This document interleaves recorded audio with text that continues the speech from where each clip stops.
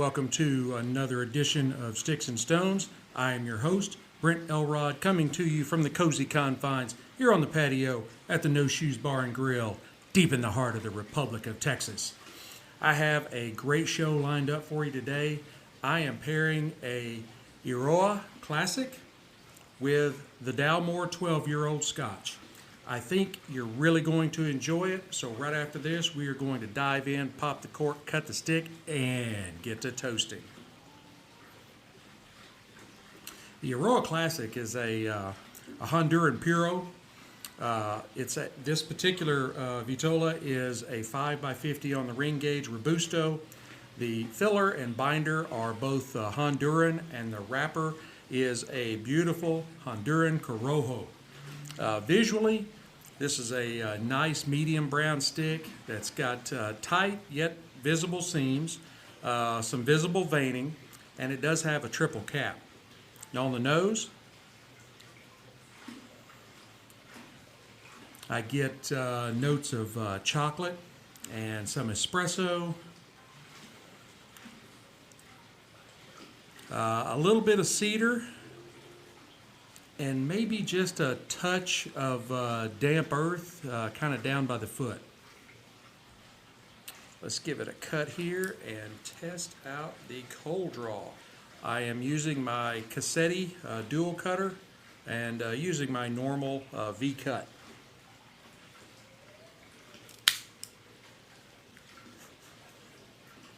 All right, cold draw.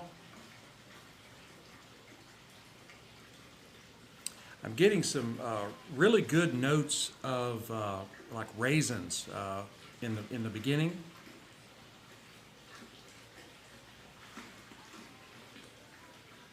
I'm also picking up some cedar and some floral notes as well.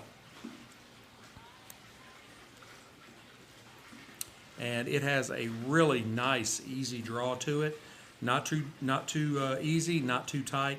I think it's going to be a really great stick. Now, the Dalmore, the 12-year-old, is really right at the top of the list as far as one of my favorite scotches. As many of you may know, I'm a Johnny Walker Green Label fan. But when I tried the Dalmore 12, man, I was hooked. It is some delicious stuff.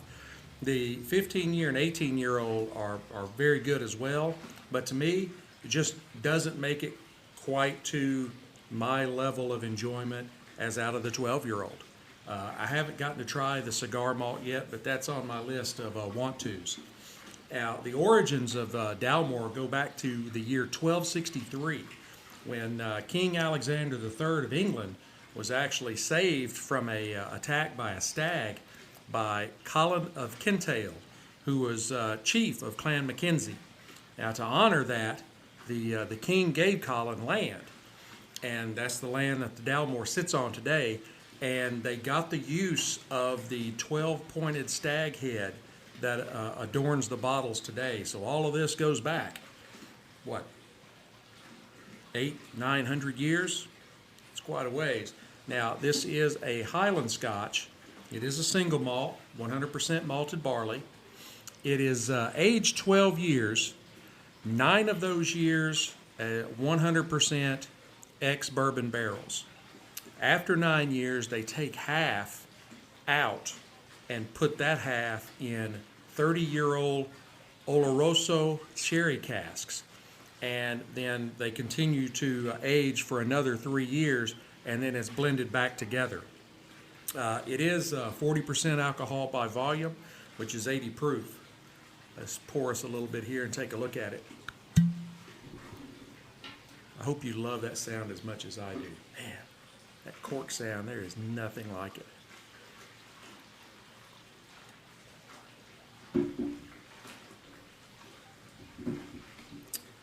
All right.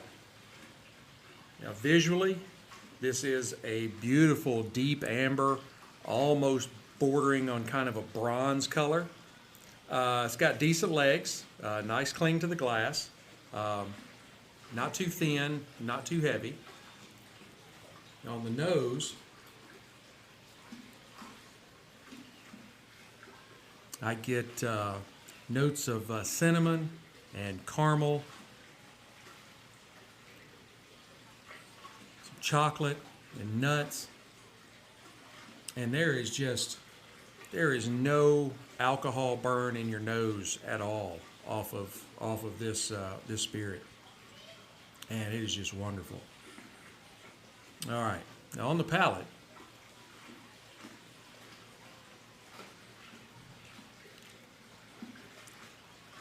and this is a Highlands, so there's really no smoke, no peat to it. You get some really strong notes of chocolate, and there's a little bit of sweetness from the sherry casks in there, not too much, just enough to let you know it's there. And you also get a nice touch of spice.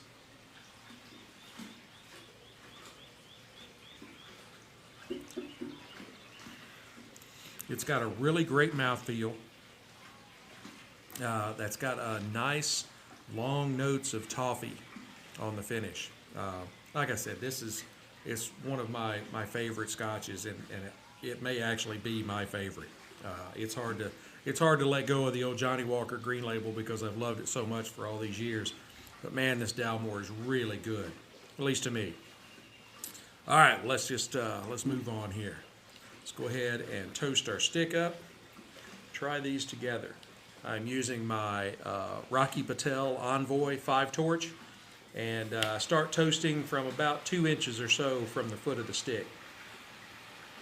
The 5-torch will get it done right, but you don't want to get too close. I just kiss the end of it real nice. Let it start turning a little red, gray.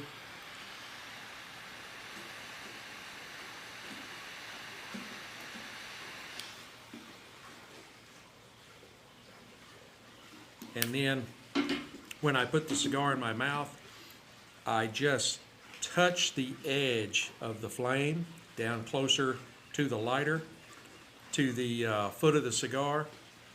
Just give it a couple of seconds, puff it a couple of times, and the Envoy takes care of the rest.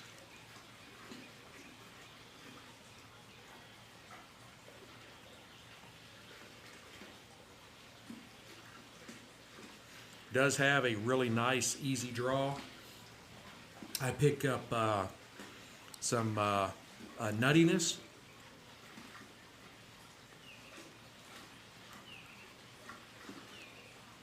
Some notes of cedar and a little bit of floral, and picking up some herbs in there as well.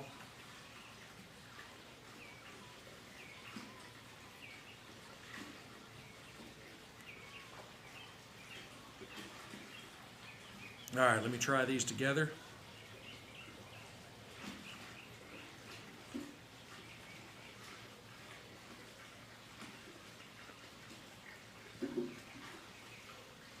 Oh yeah, with the chocolate and the sweetness of the Dalmore,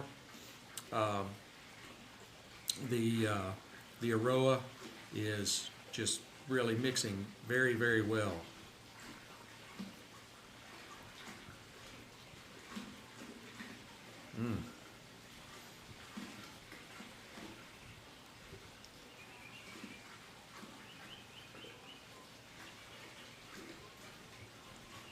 Yeah, this is these two are going really, really well together. I thought it was going to be a decent pairing, and these are really good.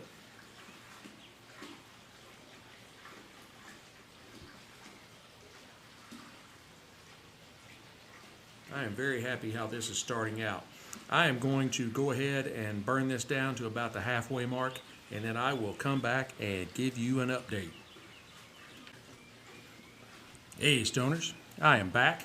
Here at the halfway mark, we are still doing really great. We got a ramp up in the baking spices in the Eiroa Classic. The 12 is holding its own with the nice heavy notes of chocolate mixing with the spice and the kind of the sweetness off of the stick. I did have to touch up the stick one time. Now I will tell you, it's not a real smoke monster. It doesn't put out just great volumes of smoke, but it puts out a decent amount of smoke. But I have had some that really just produce this great volume of smoke, this is kind of not that stick. I don't think it really detracts from the smoke any, but you know, do want to mention it. Do want to throw it in there. Let me take another puff here while we're talking.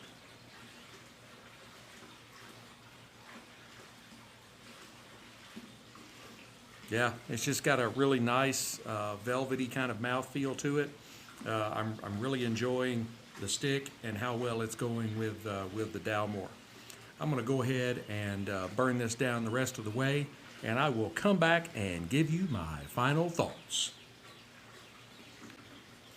Hey Stoners, I am back. We've gotten this stick down to the band, and our glass is empty. I tell you what, this stick kind of ramped up the spice in the last half, and it kind of became more peppery than baking spice, and it still held on with that nice, creamy kind of sweetness that I think tied in very well with the 12. I think these two are a must-try.